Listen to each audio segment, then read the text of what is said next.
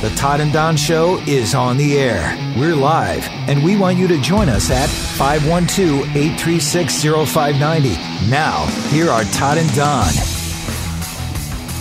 9:03, Todd Jeffries and Don Pryor. Hi. Ladies and gentlemen, you have found the Todd and Don Show. You have. You heard the story there in the news. The state of Virginia is talking about having some sort of special session to deal with gun control and gun issues following that horrible workplace shooting in which a dozen people were shot and killed this week by a city employee shooting his co-workers with a couple of handguns and had some sort of suppressor or silencer on it. Right. And some people are pretty upset about that. He also had one of those magazines that carries a large number of bullets that scares people. Yeah. So there's some scary, frightening things there in the news and out of Virginia. I've never shot a gun with a suppressor on it or a silencer, whatever you want to call it. I've just heard people say one of the potential dangers in that kind of situations is you can't really detect what direction the bullets are coming from. Some people might argue I don't know. I don't have any experience with that. That's just what I've heard. You've never been shot at. Day is young, but no, I have not. That is true. Yeah. Well, you got to get the words right because gun enthusiasts, they'll correct you if you get the words wrong. Oh, my goodness gracious. But let's be clear. Suppressors, silencers, people are talking about pretty much the same thing. There is a difference, of course. But Andy is in Round Rock on the Todd and Don Show. Good morning. Good morning, sir. How are you? Outstanding. Yeah, I just want to comment real quick. And one of the things that I know that the media likes to push with their gun laws and agendas is, taking things away that would affect, individuals like myself that do competition shooting. And I actually utilize high-capacity magazines for competition shooting, so I'm not changing out my magazines as often. Andy, hang on a second. We want to do this right. Guns in America. Go ahead, finish what you're There you saying. go. You're a sports shooter. Yes. And explain how you use one of these kind of magazines. Okay, so it depends on the competition, but there's some of them that we can only use a 10-round magazine, but we'll have multiple stages that we're shooting through, and then we have to change magazines, and I can change a magazine in about a second. Absolutely. Dang. So if they ban the sale of magazines of more than 10 rounds, is really, one, not going to change anything, and two, on suppressors, if they want to ban suppressors, I think they should only ban suppressors on handguns, because I have suppressors on my hunting rifles. Yeah. And there's statements that came out that people on the other side of the building still heard the shots. So you can have a suppressor, no such thing as a silencer. Right. You can have a suppressor on a weapon, and if you're not shooting subsonic ammunition, it's still going to sound extremely loud. Even with subsonic, you can still hear it. Now, let me ask you this, Andy, because you sound like an expert. I am thinking about going to the range in South Austin. It's one of my favorite places. Don loves GT Distributors. It's one of his favorite places. Both are great places. Thinking about getting some sort of silencer from a shotgun. How effective are those? They're okay. They're not too bad. They cost about $600, and there's usually the best company to get them from. You're going to be waiting about 9 to 12 months to get it. I think it sounds like that's the kind of thing I'd want when I go to shoot skeet, shoot and trap, or going dove hunting, Yeah, exactly. And a lot of it works, too, where on mine with the suppressor, I like it when I'm hog hunting because it has a tendency to lower the percussion aspect. You can still hear it, but it is the loud percussion explosion aspect. It traps those gases, and then that way it tends to not scare the hogs away that might be a half a mile away. Yeah. So you make one shot, now you're done for the day. You got to sit around and wait for another hour before you see any more. Yeah, I've never witnessed a suppressor being used. The only thing I have reference is the old Mission Impossible where it sounded like pew, pew, it's so false. Do you still have to wear hearing protection? Is it still loud enough to wear hearing protection? Yes. Or need to do that? Yeah. Really? Absolutely. Yes. Okay. All there right. you go. Well, Andy, man, you've been a great expert. I appreciate your analysis. Thank you so much, man. Appreciate your perspective. Yeah, Glad you called. For taking the call. So there you go, Andy. He shoots for sport. You really want to get a suppressor for your shotgun? I do. Wow. Absolutely, I do. That means you have a problem with it. No, anytime I question you on anything, you think I have a problem on it. Sometimes your inner feelings about guns really come out. No. Those days are long gone. Long gone. That's ancient history. It is 9:08 here on the Todd Don Show. So glad you joined us. I'm a changed man. You hear the story about this homeless man headed back to college after 35 years to finish what he started? David Carter had only one semester left to graduate from UT Austin back in 1971. But an injury to his hand turned into addiction, and he'd been panhandling on the drag in Austin. Then UT student Ryan Chandler befriended him. After working with school counselors to figure out a path to a degree, tuition fees, and more, Carter was readmitted to UT with Chandler's help. A Texas ex has pledged to pay Carter's full tuition, and at 67, he's heading back to school. There you go. Susie Solis reporting. I guess that's a cool story. It took an individual to make this happen. Well, it did. He's struggled with schizophrenia. Some physical problems. There's been all kinds of issues here. I don't know why you got to feel like you got to air his dirty laundry. The guy had just a great feat. He's able to finish the university. I'm cautiously optimistic. Cautiously. I mean, we've seen these kind of stories. Give the guy a break, man. This is good news. Yeah, it is. I hope it ends up that way. I hope. Again, a lot of challenges here, a lot of reasons why it took him so long to do this, a lot of reasons why he was homeless for so many years. Yep. So, and we've seen that play out before, where someone has been taken off the street and and let them pursue their dream again, and some issues still have to be addressed. So, man, I just want to. You live in a dark world. No, seriously. No, Let's talk about live in a dark world. Let's talk about this. Every single story you always got to find the darkness. The negativity.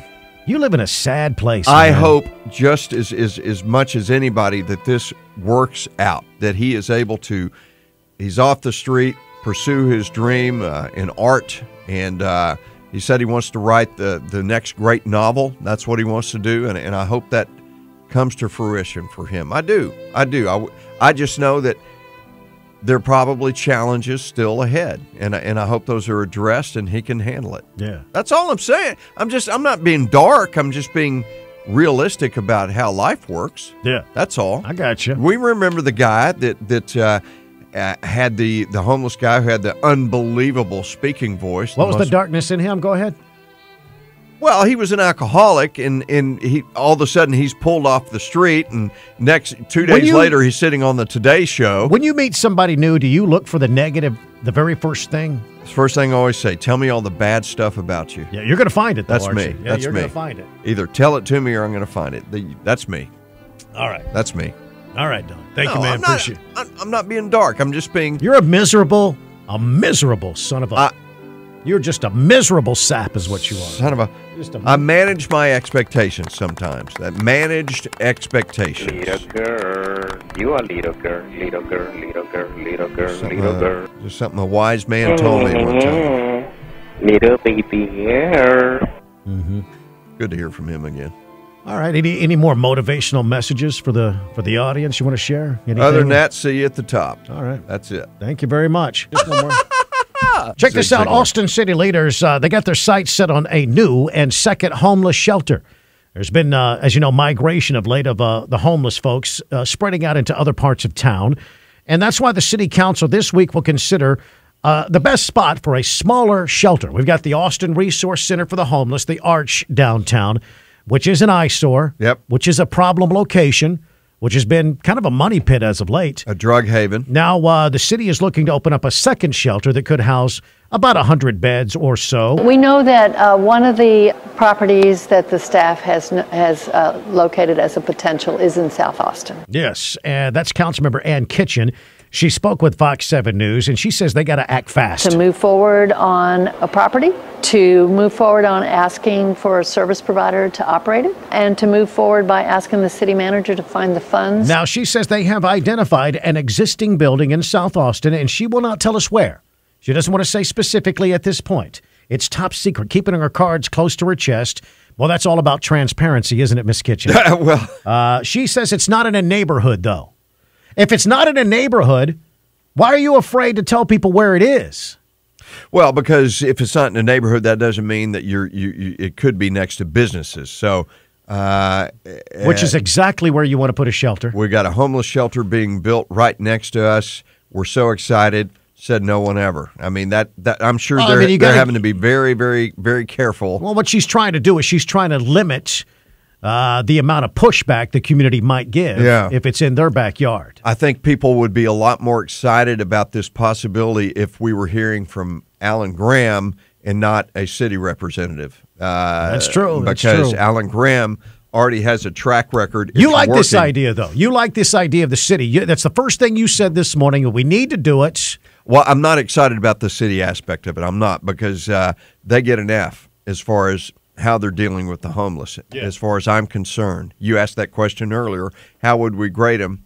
And I would give them an F. I would. Well, you got to look at the Austin Resource Center for the Homeless. How's it working? The only thing I see is that they're able to give people somewhere to sleep at night occasionally. Right, I got you. And that's about it. I got you. Blanca in the city of Austin here. Blanca, good morning. Hi, good morning. Good morning. What's on your mind? So I actually just wanted to call in because I wanted to bring back up that conversation you guys were having about the homeless population in Austin. Yeah, the city council this week is expected to repeal some of our homeless ordinances, but also they're expected to pick a new shelter. Patrick said a location for a he didn't receive a shelter picture in the from city, you? somewhere on the south side of town. So, they're not yeah, saying specifically where. They're going to keep that a secret. There's about 4.5 minutes what do you here. think, Blanca? So, hi. So I think that, honestly, I think that's a wonderful idea. I think that they need to make more places for these homeless people to go because it's better than them being on the streets outside of our businesses or, it's sad. I actually was talking to a teacher at the UT campus. She works there, and she let me know how they have had an rise in, public nudity and homeless people outside on the actual campus. And a lot of people aren't talking about this. Oh, gosh. What do you mean, Blanca? We've been talking about this for years. Oh, I'm talking about, the Democrats, the liberals. I got you. The ones that are wanting to change this. Let me ask you this. The Arts, the Austin Resource Center for the Homeless, downtown near the police station, 7th and I-35, 6th and I-35, or 8th? Where's the exact location? Is that about 8th Street? Yeah, I think 8th. Anyway, it's right there, just a block or so from the police station. Do you think the city of Austin does a pretty good job of running that place? I think that they're very undercut. I actually work for community care. It's also through Travis County, and we actually deal with the homeless population as well. I work with them on a day-to-day basis. They're not bad people, Some of them are just in bad situations and they're just trying to get on their feet. Sure. Some of them are drug addicted. Mm-hmm. Some of them just got dumped off here. There's all kinds of stories out there. Absolutely. And I think that if we want to change this situation and we want to lower the amount of homeless people that we have out on the streets, we got to have a place to put them. I got you. Listen, but there are some people that believe that if you build another shelter, if you do more things like this, it's just going to lure more homeless people to our city and make the problem even bigger. Build it and they will come.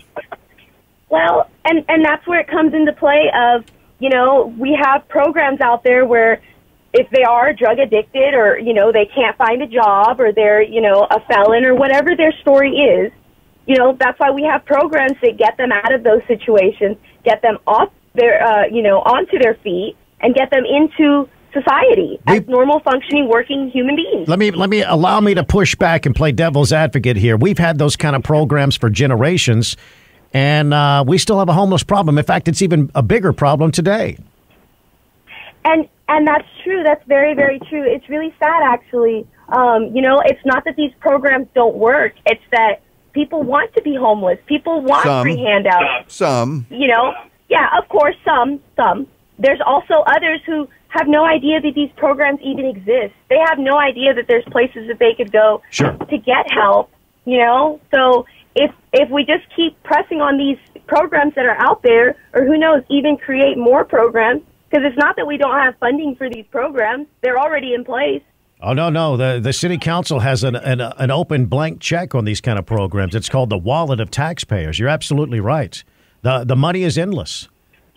Yeah, absolutely. And, you know, Austin... That's bad. That's bad, Blanca. Everybody listening right now, I don't think they have a problem helping some homeless people who really need the help, but they don't want to help the people that have made a choice to be homeless, like what you just said. Right. At some point, the taxpayers have to say, enough is enough. We just can't afford it anymore. I fully agree with that. And that's where it comes into play. If they don't want to, then maybe it's because these are the people that are addicted to drugs or alcoholics or whatever it is that their disease might be. And that's why those populations should be the ones that are being punished. Yeah. Because it's not fair to the rest of them. I got you. Well, it's not fair to taxpayers either. I fully agree with that. It's not. But if Austin is a very generous community, and to be honest, it's not like Austin doesn't appreciate helping others. I've seen numerous efforts where people are more than happy to donate. So if you're going to donate, why don't we just donate to, you know, having these homeless shelters to put these people so that we don't have all these people on the street. There you go. That's Blanca. She called the show earlier this morning. She says she works with the homeless. I'll be honest, she sounded a little young and maybe a little naive to some of the details. Some aspects. I appreciate her compassionate heart. Heart's in the right place. Heart's in the right place, but may not know the full details. Right. Jump in here at 512-836-0590. It's not that easy. Troy checking in from the Domain this morning. Hey, Troy. Hey, guys. How y'all doing? Good morning. Good morning.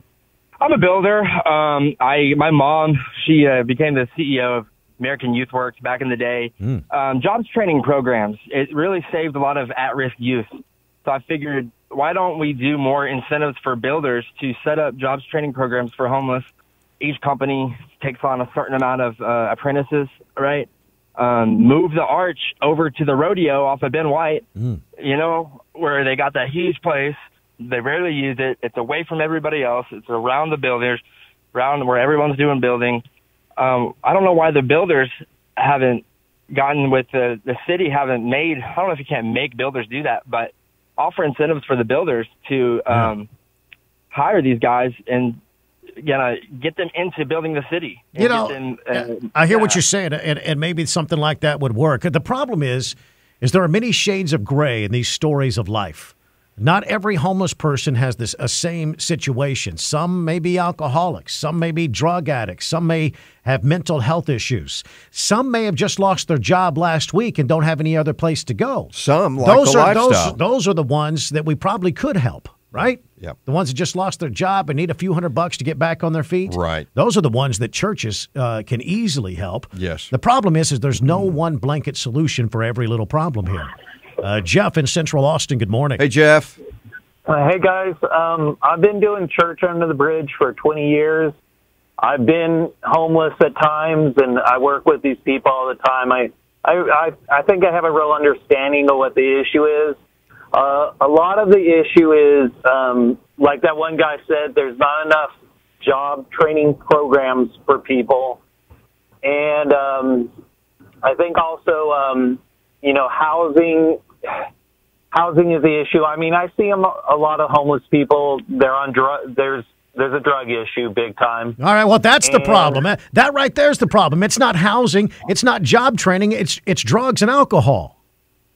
Well, that's one of the problems, but I think a lot of people that want to get the help they need, a lot of times the arch and other things, they don't have the programs to help them. I think the city likes to make a big show, like we really want to help these people. I think they just like to bring in a lot of money for themselves, to be honest. You mentioned church under a bridge. What does that mean? What are you doing? Okay, church under the bridge. It's been running for 20 years where we do church under I-35 and 6th Street every Sunday. Right. And we try to reach out to these people and help them. The pastor helps them out with bus passes. We help them with food. And then they have another church off 12th and Chacon that homeless people, and they have pregnancy counseling, and they do stuff like that. You said you've been occasionally homeless. What's your current situation? Right now, I have a gentleman from church. I'm able to live. I have disabilities. I've had some brain issues from young age, ADHD, that that affected me in some schooling issues. And, to be honest, it's kind of hard. There's kind of a racial component. I'm white, and for white people, it's pretty much like, forget you. You don't fit in the demographic. But by God's grace, I'm doing okay. So. What do you mean there's a race issue? What do you mean? I think for white people, in college, they have the program where if you're certain races, you get free education. And then if you're white, hey, man, too bad, And I think that's also for getting housing and other things. A lot of times they're just like, yeah, you don't fit that demographic, man. Yeah. Well, it sounds to me like you're making excuses again. That's your opinion. No, I mean, some personal responsibility is important here, right? You sound like you're a victim because you're white. Say that again? Yeah, Go ahead, guys. It sounds like you're playing the victim's card because you're white. Well, you can take it that way. I've just seen what I've seen, man. Yeah, I hear what you're saying. I appreciate it. Thank you, Jeff. I appreciate you calling in. 512-836-0590. Hey, Bruce, good morning. Good morning, sir. Yeah. I hope you can hear me okay. I'm driving a truck right now. What kind of truck are you driving? It sounds like you got the flux capacitor going. It sure does. It's an old one. You need to take that thing in, man. You got a transmission issue. I can hear it. It sounds like Wilma's got foot pedal going there. Something's going on. What's on your mind today, Bruce? Well, when I first came to Austin, I was homeless. I didn't have any money. I didn't have anywhere to stay. I came here because I heard that the Archers called the Austin Resource Center for the Homeless. Yeah. And it seemed like I would be able to get help there. And I got to be honest with you, the people at the Arch were extremely helpful to me. I would not have been able to get back on my feet were it not for them. The biggest issue that I had, getting back on my feet, getting a place to live, getting all of these things that we take for granted, was getting an identification so that I could actually work a job. I had more trouble with the DMV. I had more trouble with them than I had with just about anything. But you were homeless, and you came to Austin just because of the Arch? Where did you come from? Actually, I was extradited from Florida for a probation violation. I got in trouble when I was driving tractor-trailer for Stevens Transport back in 2014, and then I got a DUI in Florida, and that violated the probation. So they hauled me out here to Texas, and I found myself with no way to take care of myself. I opted to not go on probation. I opted to just stay in jail until my time was up, and then were you homeless because of your alcoholism? Oh no, I was working in Florida. I was homeless just because once I got the DUI in Florida, and then once I got the DUI, I didn't have a driver's license. Yeah. So I didn't have identification. They threw my wallet away in the Fairfield jail, so I didn't have any. Yeah. I didn't even have a way to prove who I was. Wow. Let me ask you this. Are you driving heavy machinery right this very minute? Yes, I'm a heavy equipment operator. I'm going back over to get a load right now. And when was that DWI? Oh, back in 2016. I came out here. I got a lawyer. I got an occupational driver's license. I'm all legal and everything. Are you sober? Are you a sober individual today? Oh, yeah. Good. Yeah. See, I've dealt with this all my life, and I'm a meeting guy. I've been going since I was in my 20s. Good. I'm 49 now. Yep. I got down to Florida. My fiance passed away. I started feeling bad. I went back to the booze. What are you going to do? You know? I got you, Bruce. I'm up against the clock, man. I appreciate you calling. Get back to your job there. I understand. There you go. Hey, Melinda Brandt just came in here. We got a big traffic situation. Southbound I-35 at 11th is shut down. A semi lost a load of pipes. I wonder if it was him right there. Did he? He was driving. I wonder if he just lost his load of pipes there. What are you pointing at there? Huh? What do you got there? I got a point somewhere. Again, southbound I-35 at 11th, all lanes blocked. Semi lost a load of pipes. There you go. The Todd and Don Show. My wife still